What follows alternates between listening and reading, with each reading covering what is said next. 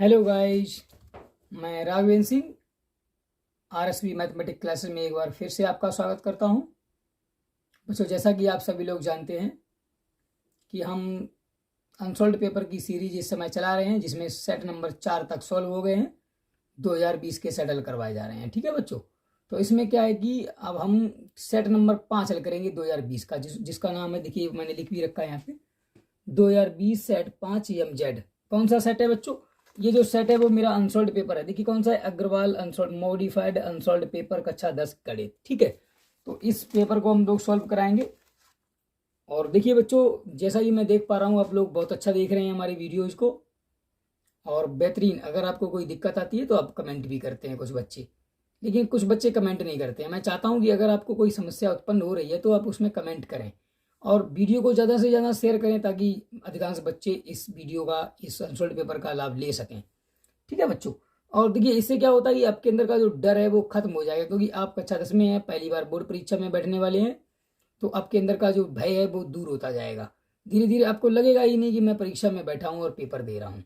तो आप इस तरह से अपनी तैयारी करें। ठीक है बच्चों, तो अभी मैं इससे सेट नंबर 5 को सॉल्व करवाता हूँ। क्वेश्चन नंबर 5 का, देखिए पेपर सेट जो 5 है ना, उस सेट 5 का क्वेश्चन नंबर 1, एक का भी खंड है का, उसमें दिया गया है 15, 18 और 24 का लासा पूछा गया है।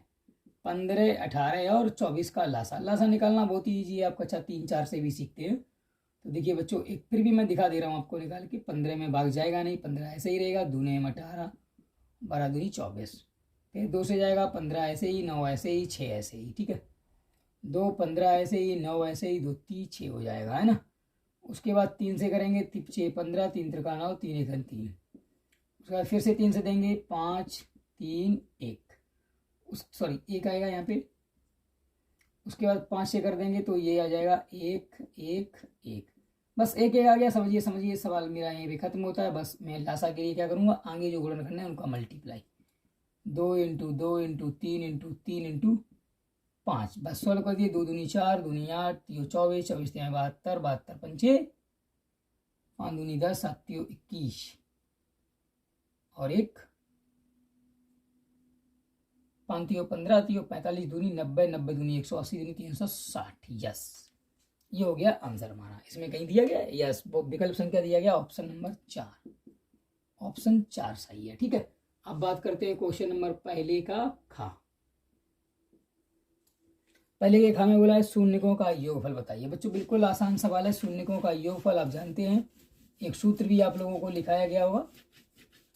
समीकरण क्या, सॉरी बहुपद क्या दिया गया, 3x² प्लस 5x माइनस 2, ये बहुपद है। तो देखिए मूल शून्यकों का जो योग होता है, आप लोगों के पास एक शून्यकों के योग के बारे में फार्मूला भी है। शून्यकों का योग होता है -x का गुणांक बटे x² का गुणांक। ठीक है, तो क्या होने वाला है, -5 बटे 3। बस आंसर हो गया। x का गुणांक है 5, माइनस सूत्र में ही लगा हुआ 3 बटे ये हो जाएगा। इस प्रकार है क्वेश्चन नंबर पहले का गा। क्या बोल रहे हैं, बिंदु की मूल बिंदु से दूरी बोलिए। चलिए कोई दिक्कत नहीं है, कोई समस्या नहीं है। मूल बिंदु ये है, बात 3, 4 के बीच की दूरी क्या हो जाएगी, देखिए 0 - 3 का होल स्क्वायर प्लस 0 - 4 का होल स्क्वायर अंडर रूट के अंदर। ये क्या हो जाएगा, 3 त्रिका 9 प्लस 16 अंडर रूट के अंदर हो जाएगा 25। तो ये क्या हो जाएगा, 5 मात्रक है कहीं यहाँ पे, बिल्कुल होनी चाहिए 5 मात्रक दी गई है, बिल्कुल। ऑप्शन नंबर 2, विकल्प संख्या 2। ठीक है, चलिए अगला है क्वेश्चन नंबर पहले का ही घा। क्या दे रखा है, ये दे रखा है कि त्रिभुज ए बी और बी डी ई दो समबाहु त्रिभुज हैं। A B C, A B C, ये एक समबाहु त्रिभुज है। और बी डी ई, चलिए बी डी ई के बारे में दिया, बी तो यहीं पे है।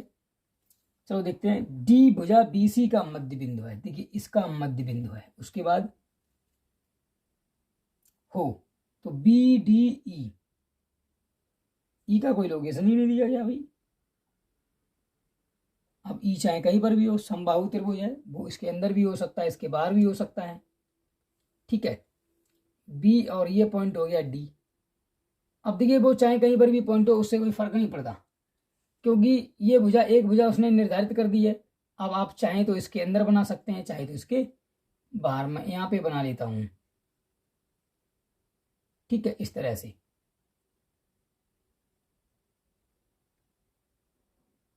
ये कुछ इस तरह का त्रिभुज हो गया। ठीक है, बी डी ई, ये पॉइंट मैंने मान लिया कि ये है। तो त्रिभुज ए बी सी का क्षेत्रफल जो है वो बी डी ई का कितना होगा, मैं मान लेता हूँ यहाँ पे ऐसा मिला दी। आपने ऐसा चित्र देखा हो, बहुत ही आसान है। ये सभी समबाहु त्रिभुज हैं। ठीक है, अब त्रिभुज में क्या करना है, इसकी मध्य बिंदु है ये, मतलब इसकी भुजा की आधी है। अगर इसकी पूरी भुजा थी ये ए, ये तो समबाहु त्रिभुज का क्षेत्रफल क्या होता है, त्रिभुज ए बी सी का क्षेत्रफल क्या हो जाएगा, √3/4 भुजा स्क्वायर, है ना। इसका क्या होने वाला है बच्चों, जो ये जो त्रिभुज रह गया है छोटा बी डी, इसकी भुजा हो गई a/2। तो मैं लिखूंगा क्या, त्रिभुज बी डी ई का क्षेत्रफल क्या हो जाएगा, ये भी समबाहु त्रिभुज है तो 4/3, इसी के बटे लिख दे रहा हूं, √3/4 भुजा a/2 का होल स्क्वायर। क्या बनने वाला है, ये तो इससे कट गया है, ये हो गया a², ये हो गया a²/4। ये इससे कट जाएगा, ये नीचे ही रहने वाला है क्योंकि इसके बटे नहीं था, ये हो जाएगा 1/4, सॉरी 4 नहीं, ये ऊपर जाएगा, ये ऊपर चला जाएगा, ये हो जाएगा 4:1, यानी 4/1 हो जाएगा, 4/1। तो इनका अनुपात पूछा गया, तो ये अनुपात होने वाला है 4:1 बच्चों, इस तरह से। ठीक है, पूरा दिखाई दे रहा है ना आपको। चलिए मैं यहीं पे लिख दे रहा हूँ इसको, यहाँ पे इसको लिखा जा सकता है 4:1, क्योंकि इसका ऊपर वाले का 4 है तो नीचे वाले का 1 है। इस तरह क्वेश्चन नंबर पहले के घा तक सॉल्व होते हैं। अब बात करते हैं क्वेश्चन नंबर घा के बाद इंगिया। चलिए बात करते हैं घा के बाद है इंगिया। दिया गया है 1 - 10² 45। बिल्कुल आसान सवाल है। 1 - 10² 45 मतलब 0। 1 + 10² 45 बराबर कितना आने वाला है, देखिए 45 का मान रखेंगे, ये हो जाएगा 1 - 1/1 + 1 बराबर हो जाएगा 0। यानी कि अब कितने का मान 0 होता है, sin 90 का मान 1, tan 90 का मान इनफाइनाइट, sin 45 का मान 1/√2, cos 90 डिग्री बराबर भी होता है 0 डिग्री। इसका मतलब ये मान किसके बराबर होगा, cos 90 डिग्री के बराबर होगा। Option number first. ठीक है बच्चों, उसके बाद है क्वेश्चन नंबर 1 का चा। ये क्वेश्चन नंबर 1 का चा में क्या कह रहा है, एक थैले में 3 लाल और 5 काली गेंदें हैं। 3 कैसी हैं, अरे सॉरी, लाल और काला लिखना है। लाल गेंदें कितनी है, 3, काली कितनी है, 5, कुल गेंदें कितनी हैं, 8, है ना, 5 3 8। तो कौन सी गेंद निकालने की प्रायिकता पूछी गई हमसे, एक लाल गेंद इधर अच्छा निकाली जाती है, एक लाल गेंद होने की प्रायिकता। तो मैं लिख सकता हूं, देखिए प्रोबेबिलिटी ऑफ रेड गेंद क्या हो जाएगी, an of R, number of लाल गेंदें और नंबर ऑफ टोटल गेंदें कितनी है, ये होगी ना प्रोबेबिलिटी। तो टोटल कुल गेंदें कितनी है, ये हो जाएगा 3 है ये और 8 है ये, तो 3/8 इसका आंसर हो जाएगा। बहुत इजी क्वेश्चन था ये, इसका ऑप्शन नंबर हो जाएगा 3rd। इस तरह क्वेश्चन नंबर पहला सॉल्व होता है। बात करते हैं क्वेश्चन नंबर 2 की। ठीक है बच्चों, इसे भी सॉल्व कर लेंगे आप। तो आप सभी लोग हमारे इस वीडियो को काफ़ी अच्छा पसंद कर रहे हैं, बहुत अच्छी तरह से देख भी रहे हैं और काफ़ी ज़्यादा शेयर भी कर रहे हैं। तो मुझे पूरी आशा है कि आप आगे भी ऐसा ही करते रहेंगे। ठीक है बच्चों, तो कल मैंने क्वेश्चन सेट नंबर 4 तक सॉल्व करा दिया था। अब सेट नंबर 5 का सॉल्यूशन चालू है, तो जिसमें क्वेश्चन नंबर 2 पर हम लोग पहुंच चुके थे। ठीक है बच्चों, तो आज मैं करूंगा क्वेश्चन नंबर 2। क्वेश्चन नंबर 2 का पहला क्वेश्चन क्या बोल रहा है हमसे कि एक पासे को 2 बार फेंका जाता है। ठीक है, एक पांसे को 2 बार फेंका जाता है या 2 पांसे एक बार फेंके जाते हैं, बात एक ही होती है। तो एक पांसे को 2 बार फेंका जाता है। तो पहली बार देखिए क्या क्या, पांसा कैसा होता है, जो हम लोग नहीं खेलते हैं, सांप सीढ़ी का जो गेम खेलते हैं हम लोग, लूडो खेलते हैं, उसमें जो गोटी टाइप की तो ना, जो चौखंटे आकार का होता है, जिस पर 1 2 3 4 5 और 6 तक दाने बने होते हैं, है ना, उसके ऊपर हल्की हल्की बूंदगियां बनी होती है ना, तो वही होता है हमारा पांसा। तो वो ये कह रहा है कि एक पांसे को 2 बार फेंका जाता है, इसकी क्या प्रायिकता है कि 5 कम से कम एक बार आएगा। देखिए पहली बार फेंका गया तो क्या क्या आ सकता है, पहले मैं आपको ये दिखाना चाहता हूँ। बहुत ही प्रैक्टिकल सवाल है और प्रोबेबिलिटी बच्चों को ज़्यादा कठिन भी लगती है, वैसे कठिन नहीं है। एक आएगा, है ना, 1 2 दाने, 3 4 5 6। दोबारा फेंका गया तो भी सिचुएशन यही रहेगी, है ना।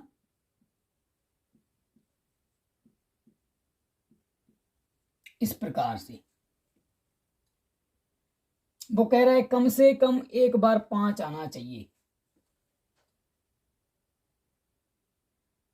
तो मैं इस बार ये मान के चलता हूं कि इस पर तो 5 आया, ऐसे, है ना, इस पर 5 आया, ऊपर वाले में ये सभी आ जाएंगे। ठीक है, ये कितने केस हो गए, कुल 6 केस, 6 केस। अब देखिए बात, ऊपर वाले में तो सभी आ चुके हैं। अब मैं क्या करता हूं, इसी को ठीक नीचे वाले, अब नीचे वाले पे क्या करूंगा, केवल 5 आना चाहिए।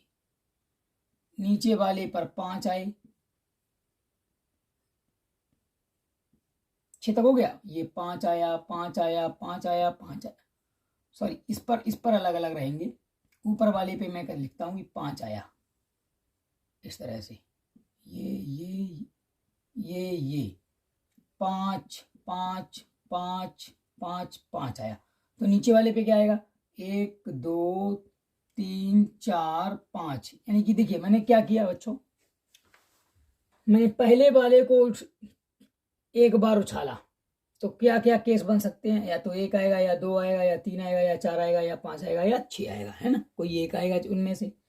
दोबारा जब उछाला तो मैंने ये बात मान ली कि उस पर 5 ही आया, दूसरे वाले पर 5 आया, जबकि पहले वाले पर एक कोई भी आ सकता है ना। तो ये 5 6 केस हो गए, ये वाले 6। अब की बार मैंने क्या किया कि पहले वाले पर तो 5 आ गया, तो दूसरे वाले पर 1 से लेकर 6 तक कुछ भी आ सकता है ना। तो यहाँ पे क्या है, ये केस देखिए, ये वाला केस ये हो रहा है रिपीट, यानी कि अगर ये रिपीट ना होता तो ये भी 6 होती। तो मैं क्या करूंगा, इस केस को पहले ही काउंट कर चुका हूं। टोटल फेवरेबल केस का मैं कितने हैं, 5 मेरे पास, देखिए 1 आया, 5 आया, 2 आया, 5 आया, 3 आया, 5 आया, 4 आया, 5 आया, ये तो हो गए 6 केस, नीचे हो गए 5। तो इसका मतलब क्या हो गया, मेरा एन ऑफ ई बराबर कितना हो गया, 11।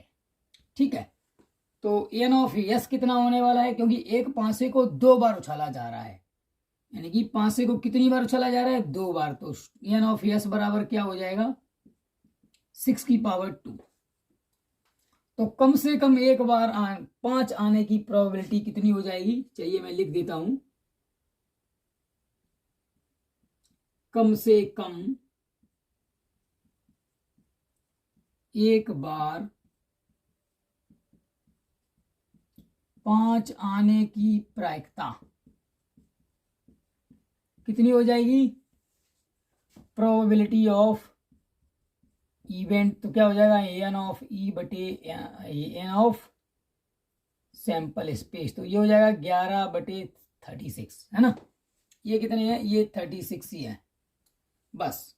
तो इस तरीके से केस बनेंगे। हम लोग क्या लिखेंगे, एन ऑफ ई का मान कितना हो गया, ये 5 और 6, टोटल हो गए 11 नंबर ऑफ फेवरेबल इवेंट्स, यानी कि 11। और कुल कितने हैं, कुल केस लिखना चाहें तो मैं ये लिख सकता हूं हिंदी में, कुल स्थितियां लिख सकते हैं ना, कुल स्थितियां, कुल स्थितियां एनएस, और कितनी है, पक्ष में स्थितियां, पक्ष में कितनी है, एन ऑफ ई 11। बस इस तरह से ये सवाल लग जाएगा। आप चाहें तो इनको बना भी सकते हैं। देखिए इनको ऐसे भी बनाते हैं, कुछ लोग ऐसे बनाते हैं 1, 2 नहीं 1, 5, यानी पहले वाले पे 1 आया तो दूसरे वाले पे 5 आया, फिर 2 आया तो दूसरे वाले पे भी 5 है ना। तो इस तरह करके भी आप बना सकते हैं, वो आपकी मर्जी है। फिलहाल ये क्वेश्चन नंबर 2 इस तरह लगा सकते हैं आप। बात करते हैं क्वेश्चन नंबर 2 के खा की।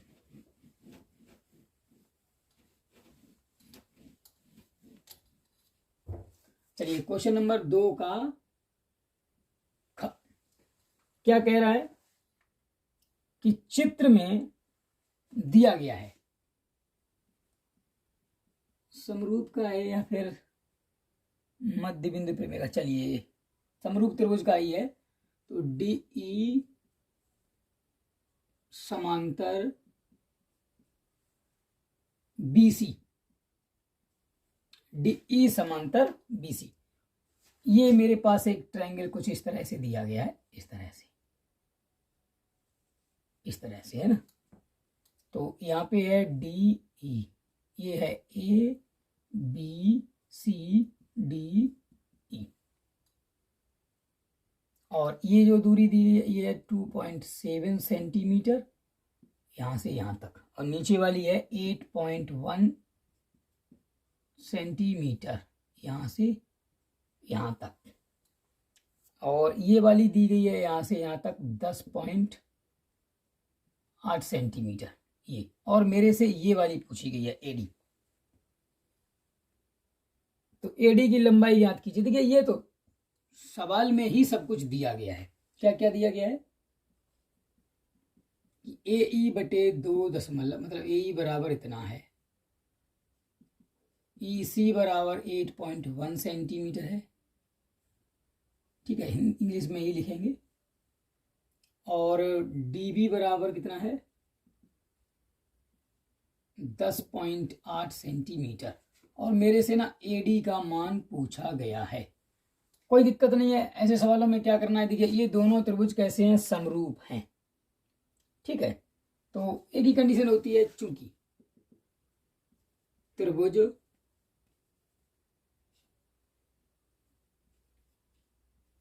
ए डी ई व ट्रायंगल ए बी सी कैसे हैं, समरूप हैं।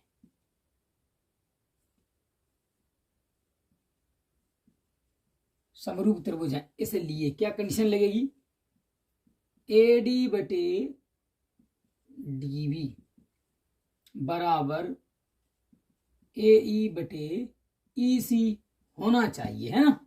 तो बस रख देंगे मान इसमें, इसका मान हमने एक्स ही मान लिया, इसको एक्स मान लिया है, डी बी है 10.8 और ये है हमारा 2.7 और 8.1। तो यहां से क्या हो जाएगा, x बराबर 3 बार जाने वाला है 10.8 बटे 3, 3 त्रिका 9 और 3.6 सेंटीमीटर। तो x का मान आ गया, इसका मतलब है अतः AD बराबर कितना हो जाएगा 3.6 सेंटीमीटर। वो सॉरी इंग्लिश में ही चलाए हैं तो इंग्लिश में ही चलाएंगे और पूरा ठीक है। आप चाहें तो हिंदी में भी चला सकते हैं, कोई दिक्कत नहीं है। इस तरह दूसरे का खास सॉल्व होता है। चलिए बात करते हैं क्वेश्चन नंबर दूसरे के गा की। देखिए बच्चों क्वेश्चन नंबर 3 में दूसरे के गा में दिया गया है sin 52 और sin 38 minus cos 52 and cos 38 degree, है ना, ये दिया गया है। तो बच्चों देखिए जैसा कि हम लोग जानते हैं, एक मेरे पास फार्मूला होता है cos a प्लस बी बराबर होता है cos a cos b minus sine a sine b, कुछ इस तरह होता है। लेकिन इसमें क्या है कि साइन a साइन b आगे दे रखा है, तो मैं क्या करूंगा, जबरदस्ती इसको ऐसा बनाऊंगा, क्या करूंगा, माइनस का कॉमन ले लिया। तो ये क्या हो जाएगा, अब ये हो जाएगा cos 52 और cos 38, है ना, माइनस के साइन 52 और साइन 38। ये क्या होने वाला है, माइनस, ये हो जाएगा कॉस। देखिए ऐसी चीज को ये लिख सकता हूं, इसका मतलब हो जाएगा कॉस 52 प्लस 38। तो ये क्या हो गया, माइनस का कॉस 90 डिग्री। अब कॉस 90 का मान होता है 0, तो माइनस 0 0 बात एक ही है, तो बस इसका आंसर आने वाला है बच्चों 0। बात करते हैं क्वेश्चन नंबर, यहीं पे लिख दे रहा हूं, क्वेश्चन नंबर 2 का घ दिया है। क्या क्या दिया है देख लेते हैं इसको भी। समांतर श्रेणी दी गई है, 21 दिया गया है, फिर 18, फिर 15 एंड डॉट डॉट डॉट का 15वां पद पूछा गया है ना, का 15वां पद ज्ञात करना है।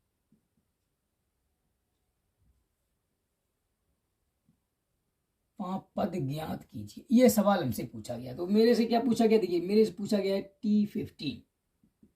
ये यहाँ पे n बराबर कितना है 15, a बराबर कितना है 21, है ना, और d बराबर निकाल लेते हैं सारवंतर, इसे लिखते हैं हम लोग क्या, सारवंतर।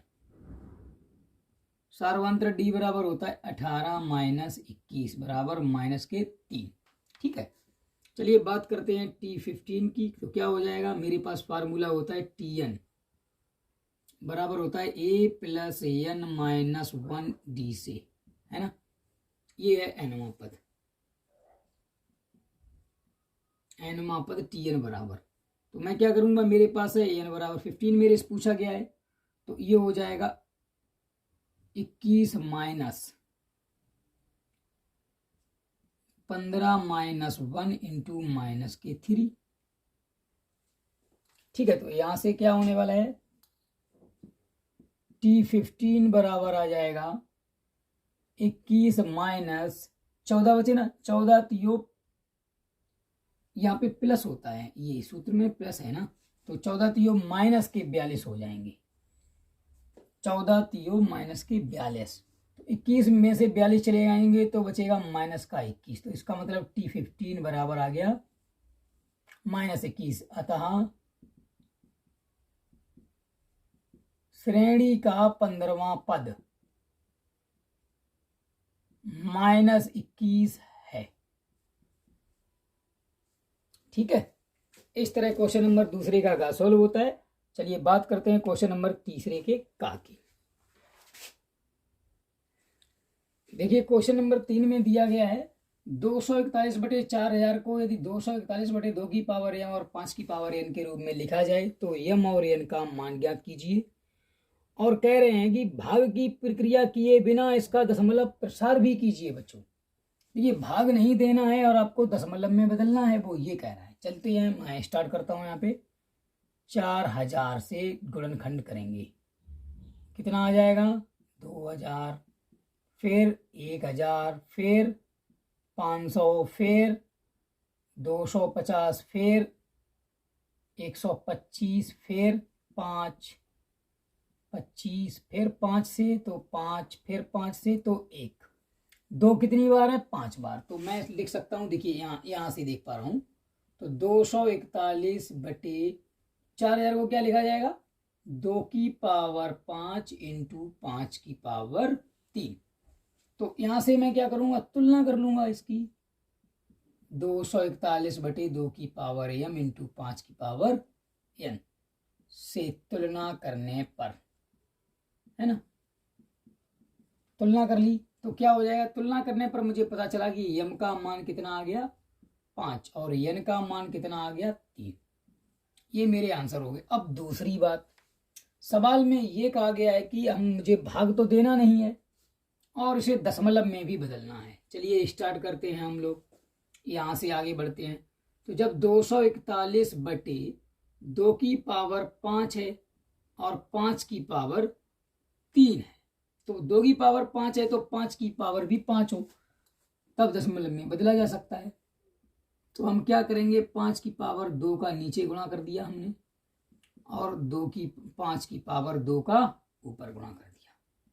तो ऊपर देखिए क्या हो जाएगा, 25 हो गए ना, ये 25 है, 25 एकन 25, 25 चौकू 100 और 2, 102, 25 दूनी 50 और 10, 60 बटे 2 की पावर 5 है। इसको देखिए ऐसे ही लिखा जा सकता है, 2 की पावर 5 इंटू, अब ये क्या हो जाएगा, 5 की पावर 5 है ना, तो इसको ऐसे भी लिखा जा सकता है, 2 गुणे 5 की पावर 5 मतलब 10 की पावर 5, ऐसे लिखा जा सकता है।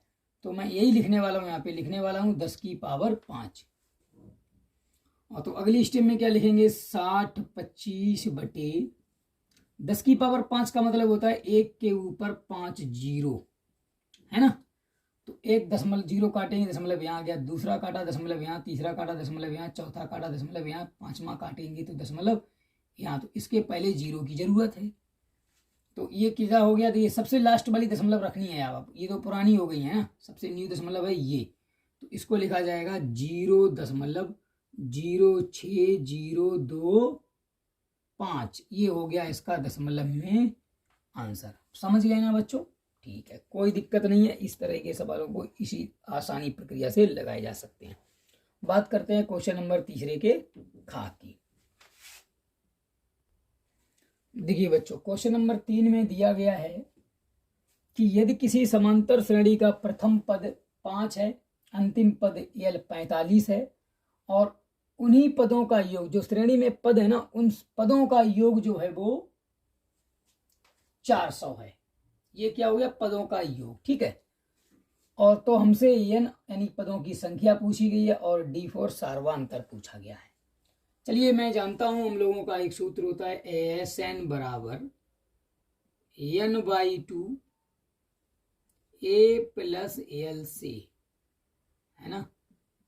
यहां से शुरू करते हैं, ये तो सूत्र है। तो SN बराबर है 400 बराबर n/2 और A का मान है 5 प्लस 45 ये। तो यहां से क्या होने वाला है, चलिए मैं यही नीचे लिख देता हूं, 4 दूनी 800 बराबर 45 और 5 50 n हो गए हैं। तो n बराबर क्या हो जाएगा, 800 बटे 50 और तो 16 पंचे 80, मतलब n बराबर आ गया 16, यानी अतः पदों की संख्या कितनी है, 16 है।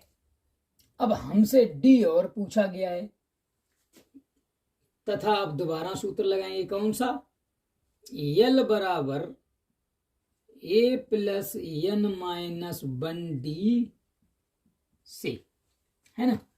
तो L का मान है 45 बराबर A का मान है 5 प्लस n का तो पता नहीं है, लेकिन सॉरी n का तो पता चल गया, 16 है। अब 16 इंटू डी, तो कितना हो जाएगा, ये देखिए 16 15D हो गया। तो ये कितना बच्चा, देखिए यहां से बच्चों,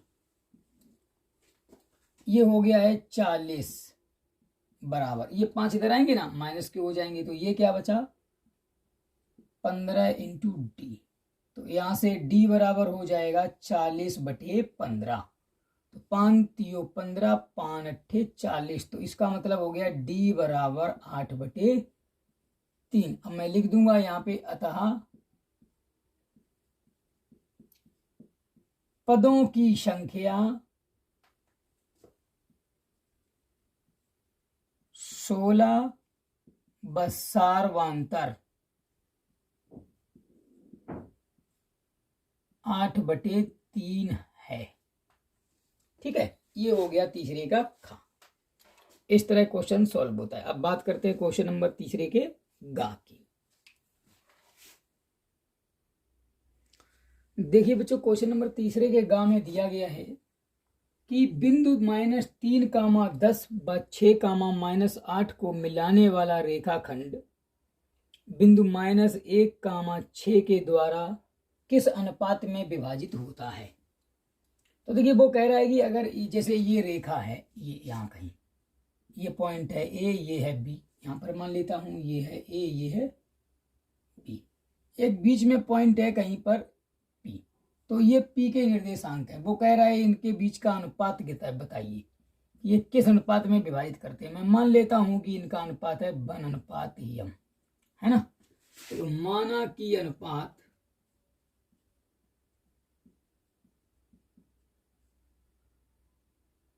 बराबर है 1:m, है ना। तो इसको मान लिया जाएगा m1, इसको मान लिया जाएगा m2। तब अनुपातिक बिंदु तो मालूम ही है हम लोगों को, तब बिंदु P के निर्देशांक क्या हो जाएंगे, P के निर्देशांक, बिंदु P के निर्देशांक हो जाएंगे बराबर x1 x2 m1 plus m2 x1 बटे m1 प्लस m2। कामा लगाएंगे, यहाँ क्या हो जाएगा by 2 m1 plus m2 by 1 m1 plus m2, इस तरह से, है ना। चलिए स्टार्ट करते हैं। ये हो जाएगा -1, 6 बराबर x2 6 into m1 1 plus -3 into m पूरे के बटे 1 प्लस m। इतना ही काफ़ी है, उसको करने की जरूरत नहीं है, चाहो तो कर भी सकते हो। By 2 -8 into 1 plus m into 10 बटे 1 प्लस m। कोई फर्क नहीं पड़ता है, दोनों तरीके से ही निकला। मैं क्या करूंगा, बस ओनली इसकी तुलना करूंगा। ये इसका निर्देशांक है ना, तो तुलना कर लेंगे। यहीं पे लिख दे रहे हैं तुलना करने पर। तुलना क्यों, क्योंकि ये भी बिंदु P के निर्देशांक है और ये भी बिंदु P के निर्देशांक है, दोनों एक जैसे ही होने चाहिए, इसलिए ठीक है। तुलना करने पर तो माइनस के 1 बराबर क्या आ जाएगा 6 - 3m बटे 1 प्लस m। अगली स्टेप में क्या होने वाला है, चलिए नीचे लिख देता हूँ यहाँ पे -1 प्लस माइनस ही हो जाएगा -1 माइनस m बराबर हो जाएगा 6 - 3m। इधर आएगा तो ये हो जाएगा 2m, ये उधर जाएगा तो ये हो जाएगा 6 प्लस 1। तो m बराबर क्या आने वाला है 7/2। पूरा दिखाई रहा ना। चलिए यहाँ पे नहीं दिखाई दे रहा है तो कोई बात नहीं, मैं ऊपर लिख दे रहा हूँ इसको। यहाँ से m बराबर कितना आ जाएगा 7/2। जैसे ही m बराबर 7/2 आया है तो अनुपात कितना हो जाएगा, अतः अनुपात 1:7/2, या इसे लिखा जा सकता है 2:7 मेरा आंसर हो जाएगा।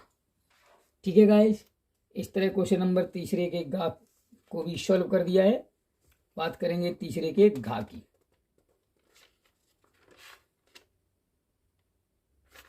उत्तर ठीक आ रहा है। तीसरे के घा की देखिए बच्चों, क्वेश्चन नंबर तीसरे के घा में दिया गया है कि दो घन हैं जिनमें से प्रत्येक का आयतन 343 घन सेंटीमीटर है। ये घन सेंटीमीटर लिखा हुआ, ठीक है। के संलग्न फलकों को मिलाकर एक ठोस बनाया जाता है। इससे प्राप्त घनाभ का पृष्ठीय क्षेत्रफल ज्ञात करना है।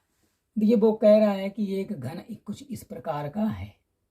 घन का, आप घन की विशेषता तो जानते ही हैं, ऐसा जिसकी लंबाई चौड़ाई ऊंचाई तीनों बराबर हों वो कहते हैं, उसे कहते हैं घन।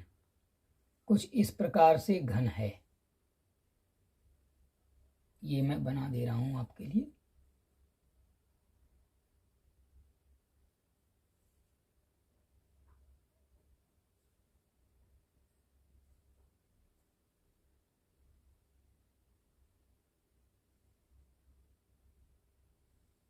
ये है ना, मैं लिखता हूं माना कि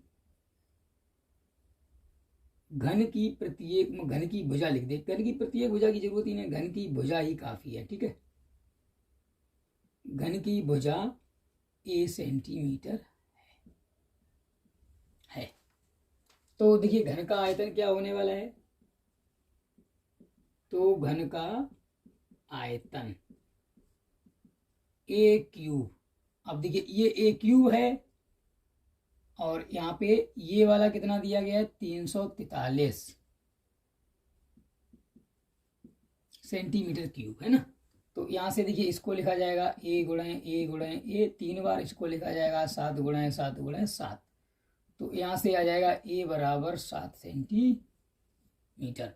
मतलब क्या है कि घन की जो प्रत्येक भुजा है ना, ये वाली यहाँ से यहाँ तक 7 सेंटीमीटर है।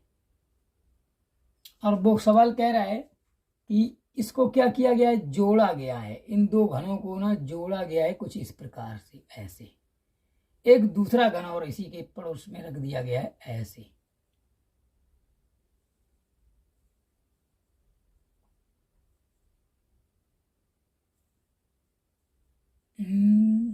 कुछ इस प्रकार ऐसे रखा जाएगा। ये यहाँ पे मिलाएंगे और ये वाला यहाँ पे ले जाएंगे, इसको कुछ ऐसे।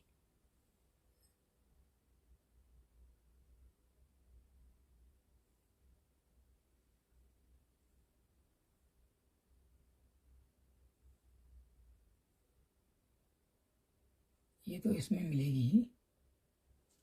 हाँ, इसी प्रकार से घन को मिला दिया गया है ना।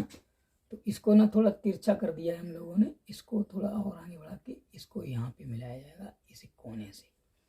इस प्रकार दो घनों को जोड़ दिया गया और एक ठोस बनाया गया। ये वाली भी 7 सेंटीमीटर है, जबकि ये वाली भी 7 सेंटीमीटर है और ये वाली भी 7 सेंटीमीटर है ना। तो इसका हमसे पूछा गया है पृष्ठीय क्षेत्रफल। तो बच्चों आप समझिए, अब जो नई आकृति बनकर तैयार हुई है, दो घनों को मिलाने के बाद, को मिलाकर रखने के बाद घनाभ की विमाएं, तो क्या बनेगा, एक तरीके से घनाभ बनेगा है ना। घनाभ की विमाएं, विमाएं मतलब होता है लंबाई और चौड़ाई और ऊंचाई। अभी लंबाई कितनी हो जाएगी उसकी, यल, लंबाई यल बराबर हो जाएगी 14 सेंटीमीटर। चौड़ाई बी बराबर कितनी हो जाएगी, 7 सेंटीमीटर ही रहेगी है ना। और ऊंचाई एच कितनी हो जाएगी, ये भी 7 सेंटीमीटर। तो अब मेरे को क्या चाहिए, इस घनाभ का पृष्ठीय क्षेत्रफल चाहिए। तो घनाभ का, घन लिख दूं या जो आकृति बनी है उसका, तो घनाभ का पृष्ठीय क्षेत्रफल क्या होता है, 2 into L B B H और एच एल। तो 2 इंटू एल का मतलब 14 into 7 plus 7 into 7 plus 7 into 14, 64 98 98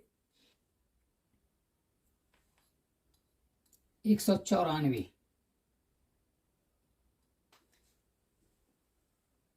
तो 2 इंटू ये हो जाएगा 98 प्लस 14, ये हो जाएंगे 4 7 7 49 है ना, प्लस 98। तो 9 8 17 17 9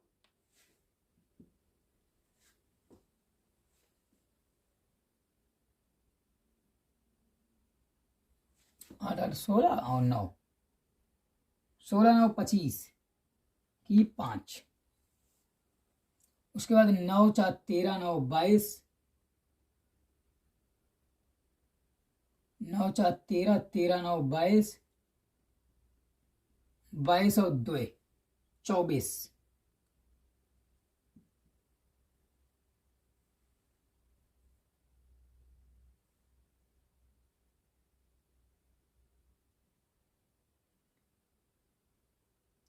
नौ 4 13 9 22 और 24 इंटू 2 से मल्टीप्लाई होने वाला है।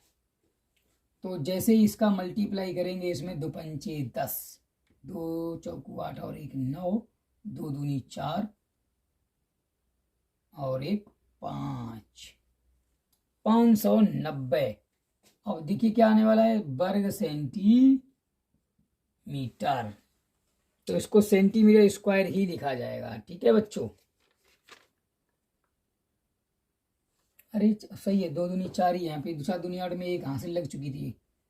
490 आएगा, ना कि 590, क्योंकि 2 पंचे 10, 2 चौको 8 और 1 9, अब हासिल नहीं है तो 2 दूनी 4 ही रहेगा।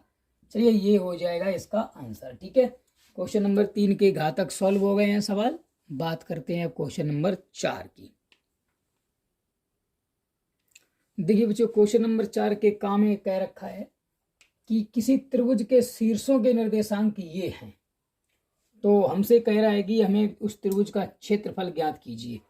तो देखिए, त्रिभुज का जो क्षेत्रफल होता है बच्चों, वो हम लोग इसके फार्मूले को अच्छी तरह से पढ़ चुके हैं पहले।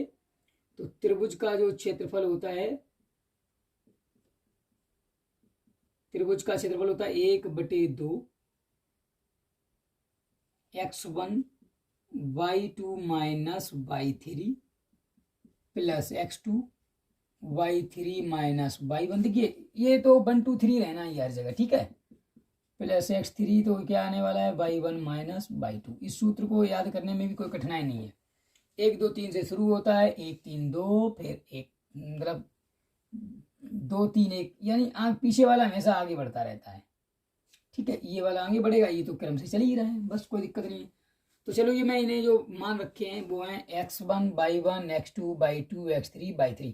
अब इसको x1 x2 मान सकते हो, कोई दिक्कत नहीं आने वाली है सवाल में। ठीक है, मैंने इसको x1 माना, आप इसे x1 x2 मान सकते हैं, कोई दिक्कत नहीं आने वाली है सवाल में।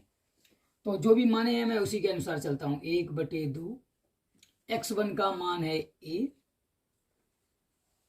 फिर ब्रैकेट के अंदर क्या आने वाला है इस तरह से। चलिए मैं डायरेक्टली लिख रहा हूं।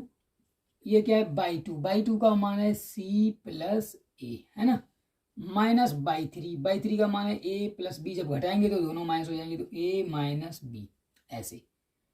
x2 का मान है b, तो y3 का मान है a प्लस b। जब घटाएंगे तो क्या करेंगे, y1 हो जाएगा माइनस का b और c दोनों माइनस के b माइनस के c प्लस c हो जाएंगे। और देखिए यहाँ से क्या है y1 माइनस y2, मतलब y1 का ऐसा ही रहेगा b प्लस c, और अगले वाले में क्या है माइनस होने वाले हैं, तो माइनस का c माइनस का a, ये हो गया। यहाँ से करेंगे 1/2। देखिए a से a कैंसिल हो गया, b से b कैंसिल हो गया, c से c कैंसिल। क्या मतलब हो गया, ये a में से 1 घट के 0 हो गया। ठीक है, ये हो जाएगा a, इसका मल्टीप्लाई करेंगे, इसमें हो जाएगा ac माइनस का ab। यहाँ से हो जाएगा प्लस का ab माइनस का bc होने वाला है। ठीक है, प्लस का bc माइनस का ca, ये सभी कट जा रहे हैं। अब देखिए ca ac, ये इससे कट गया, ये इससे कट गया, ये इससे कट गया, मतलब 1/2 गुणे 0, तो बराबर क्या हो गया 0। इसका मतलब ये तीनों बिंदु कैसे हैं, तीनों बिंदु संरेख हैं, इनसे किसी त्रिभुज का निर्माण नहीं हो रहा है। ठीक है, तो ये इसका आंसर हो गया। बात करते हैं क्वेश्चन नंबर 4 के खा की। चलिए इसे भी सॉल्व कर लेते हैं। इसमें दिया गया है कि 30 सेंटीमीटर व्यास वाले एक वृत्त की कोई जीवा, देखिए जो वृत्त है ना, कुछ इस तरह से वृत्त है, ऐसे।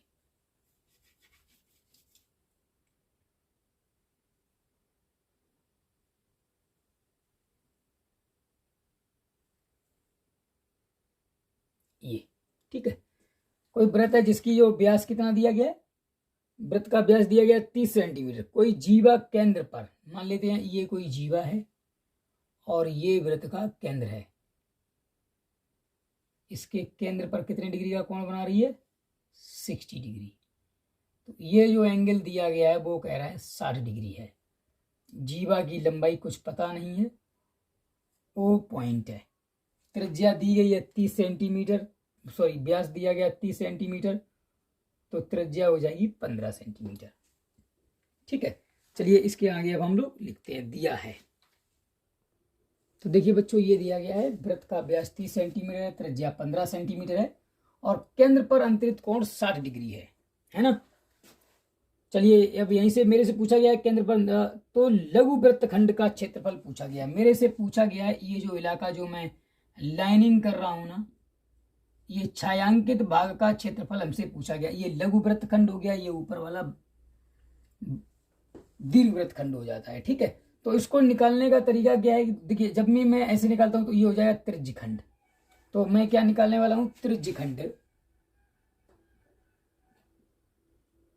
त्रिज्यखंड का मतलब है त्रिज्याओं द्वारा घिरा हुआ भाग, त्रिज्याएं और वृत्त की परिधि।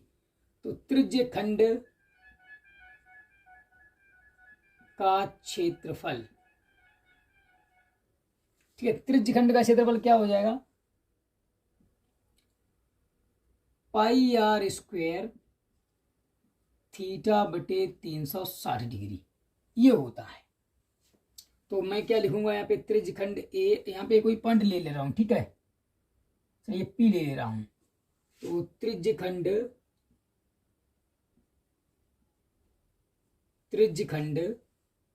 ओ ए पी बी ओ का क्षेत्रफल कितना हो जाएगा? पाई 22/7। अभी पाई बस थोड़ा अभी हाँ लिख लें, चलिए कोई दिक्कत नहीं।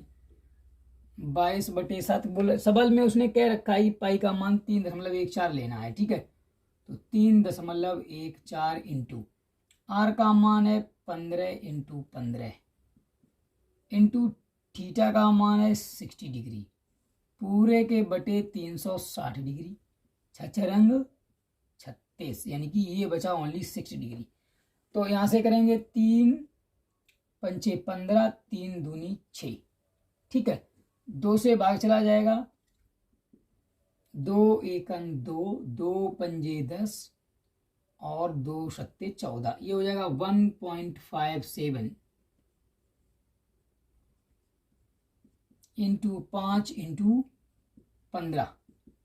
ठीक है, तो यहाँ पे क्या होने वाला है? 5 सत्ते 35, पचम 25 और 3 28, 5 एकन 5 और 2 7 इंटू 15। अब ये देखिए सेंटीमीटर स्क्वायर में ही आंसर आने वाला है ना। तो ये क्या है ना, 15 अपना 75 यहीं पे लिख दे रहा हूँ। 15 अपना 75, 15 अट्ठे 120 और 7 127 और 15 सत्ते 105 और 12 117.75 सेंटीमीटर स्क्वायर। ठीक है, अब बात कर, ये तो ये पूरे देखिए, जब त्रिज्यखंड का क्षेत्रफल निकाला है ना, तो इसका मतलब ये पूरे भाग का क्षेत्रफल आ गया। अब मुझे तो चाहिए इसका एक ही तरीका है कि इस त्रिभुज का क्षेत्रफल घटा दें। तो अब मैं क्या करूंगा? सबसे पहले निकालूंगा त्रिभुज ओ ए बी का क्षेत्रफल। क्या होता है? 1/2 आर स्क्वायर साइन थीटा से निकालेंगे। तो 1/2 15 इंटू 15 इंटू साइन 60 डिग्री, है ना। तो क्या हो जाएगा? 15 में 15 225 बटे 2 इंटू √3 का मान हो गया है, इसका मान होता है √3/2, है ना।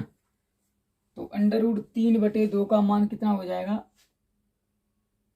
225 इंटू 1.73/4 ये हो जाएगा।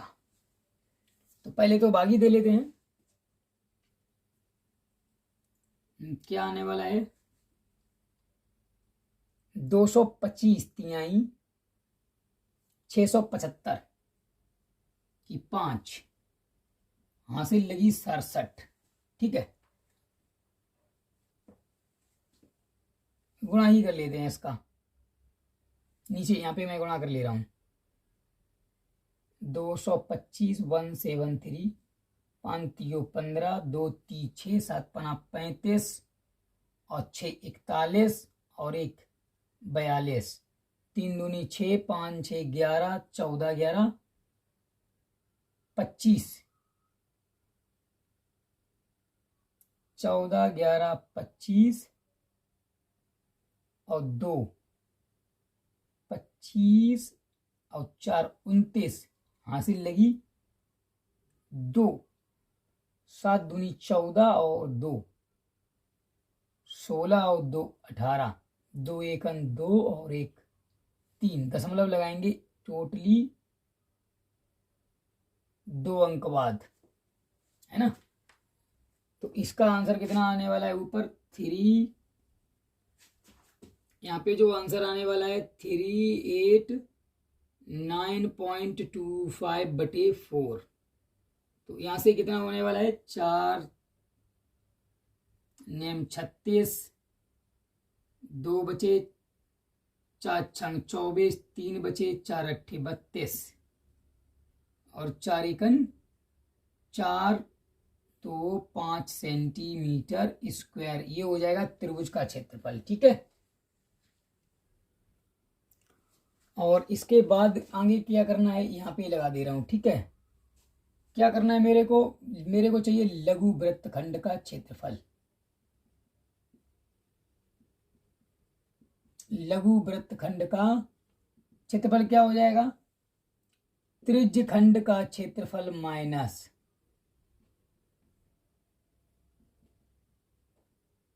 माइनस त्रिभुज OAB का क्षेत्रफल। क्या आने वाला है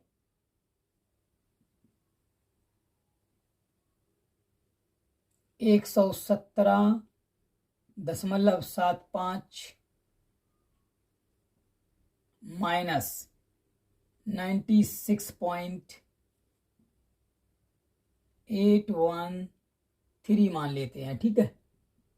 तो क्या हो जाएगा 0 है, यहाँ पे आएगा 7, यहाँ रह गया 4, 4 में से गया 1 तो ये रह गया 3 और यहाँ रह गया 17 में से 9 बचेगा 9, यहाँ रह गया 6, 6 में से 6 गया, देखिए 17 4 21 लगभग 20 दशमलव समथिंग आना चाहिए था। अच्छा हाँ, यहाँ रह गया 6, 6 में से 6 गया, 0 आएगा यहाँ पे 0 और यहाँ रह गया 11, 11 में से गया तो ये इतना सेंटीमीटर मेरा आंसर आ गया। कितना आंसर आया, अतः कितना मैं लिख सकता हूँ 20.37 सेंटीमीटर स्क्वायर।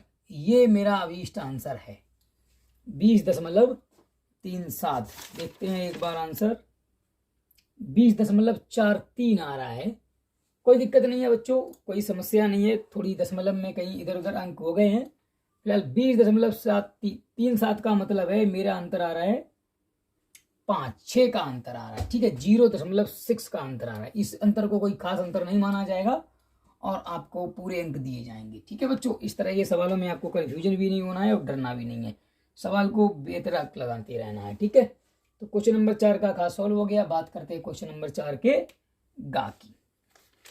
4 के गा में बोल रहा है कि यदि कौशिक थीटा बराबर 2 सही 3/5 तो टेन थीटा और कोस थीटा के मान ज्ञात कीजिए। बहुत ईजी क्वेश्चन है, पाइथागोरस प्रमेय लगानी पड़ेगी और आराम से लगा सकते हैं आप, त्रिकोणमिति के सवाल हैं। देखिए बच्चों दिया गया है कौशिक थीटा बराबर 2 सही 3/5। इसी को मैं लिख सकता हूँ 5 दूनी 10 3 13/5, ठीक है। और कौशिक थीटा का जो हमारा फार्मूला होता है वो क्या होता है K/L, है ना। यानी कि अगर मैं इसको लंब और कर्ण आधार के रूप में लिखना चाहूँ तो इसको लिखा जाएगा, ये होता है हमारा कर्ण के, अगर ये एंगल है थीटा तो ये हो जाएगा L और ये हो जाएगा A। तो ये हो गया है 13 और ये हो जाएगा 5। तो देखिए भाई पाइथागोरस प्रमेय आप लगाना चाहें तो ठीक है, वैसे हमने आप लोगों को कुछ ट्रिक्स लिख के दिए थे, जो ट्रिक दिए थे उन्हीं से आपका काम चलने वाला है। इसमें क्या करूंगा मैं कि पाइथागोरस प्रमेय से, ठीक है।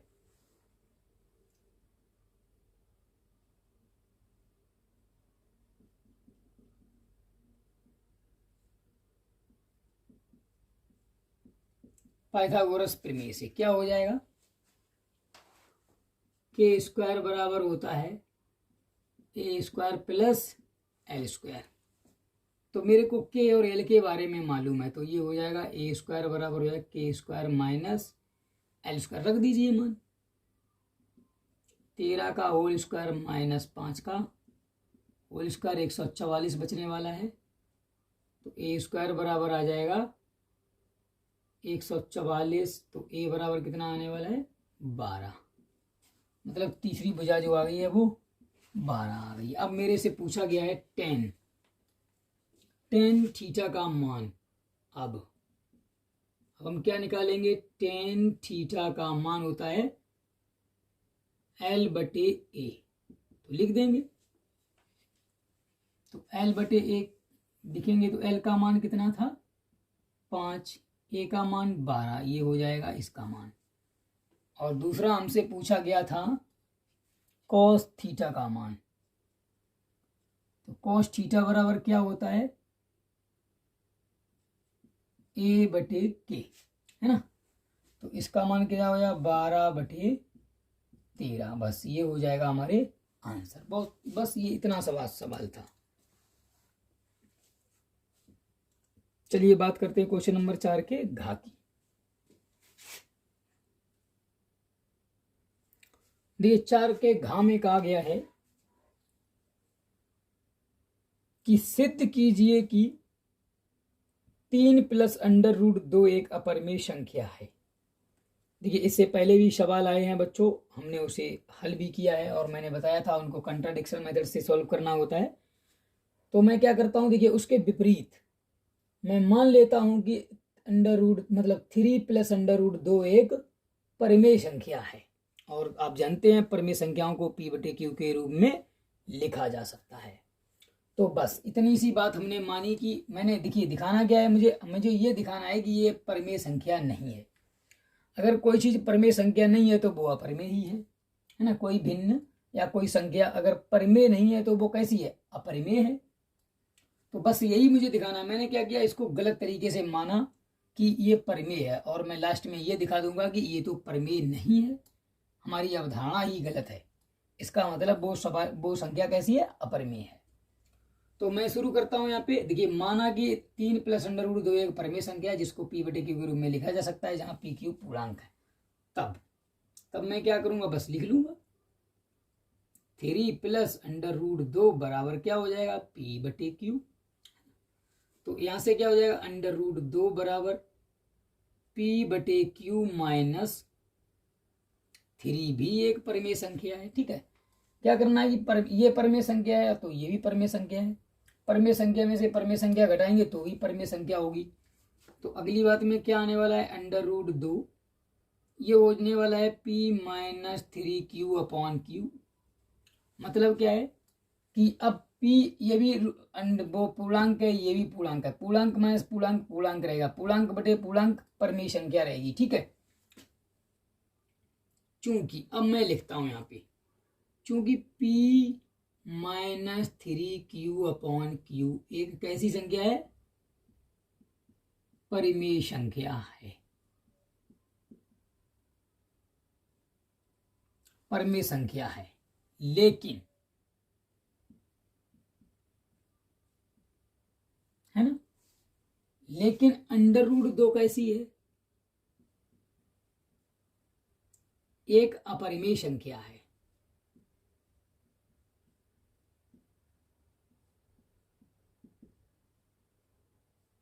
एक अपरिमेय संख्या है। ये तो परिमेय संख्या है, इसमें कोई दो राय नहीं, लेकिन √2 परिमेय नहीं है। और ये क्या कह रहा है, परिमेय संख्या अपरिमेय संख्या के बराबर है। यानी कि इसको अपरिमेय संख्या बताऊं या मैं इसको परिमेय बताऊं, या तो इसको अपरिमेय बताओ या इसको परिमेय बताओ। अगर ये परिमेय है तो ये भी परिमेय होनी चाहिए, अगर ये अपरिमेय है तो ये भी अपरिमेय होनी चाहिए। जबकि ये परिमेय है और ये अपरिमेय है, तो √2 एक अपरिमेय संख्या है जो कि मेरे द्वारा मानी गई अवधारणा का विरोध करता है, जो कि मेरे द्वारा माने गए तथ्य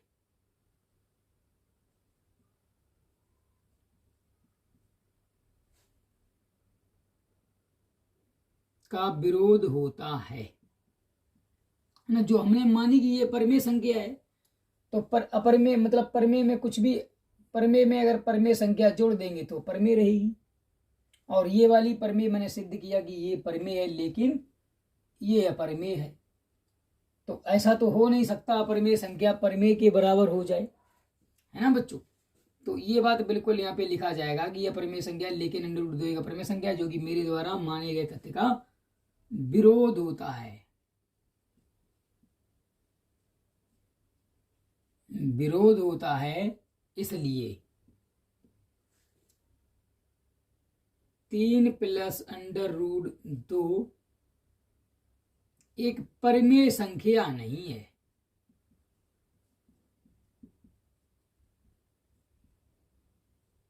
एक परमेय संख्या नहीं है। अगर परमेय संख्या नहीं है तो क्या है? अतः 3 + √2 एक कैसी संख्या है? अपरिमेय संख्या है। ठीक है। तो अतः मतलब 3 + √2 एक अपरिमेय संख्या है। इस तरह क्वेश्चन नंबर 4 भी सॉल्व होता है। बचे हुए भाग को अगले वाली वीडियो में सॉल्व करेंगे। ठीक है बच्चों, बहुत बहुत धन्यवाद आपको वीडियो देखने के लिए। और यदि वीडियो पसंद आ रहे हैं आपको तो वीडियो को लाइक कीजिए और वीडियो को ज़्यादा से ज़्यादा शेयर कीजिए। और यदि आप चैनल पर नए हैं तो चैनल को सब्सक्राइब कर लीजिए ताकि जब भी अगला वीडियो अपलोड हो तो उसका नोटिफिकेशन आपको मिलता रहे। धन्यवाद।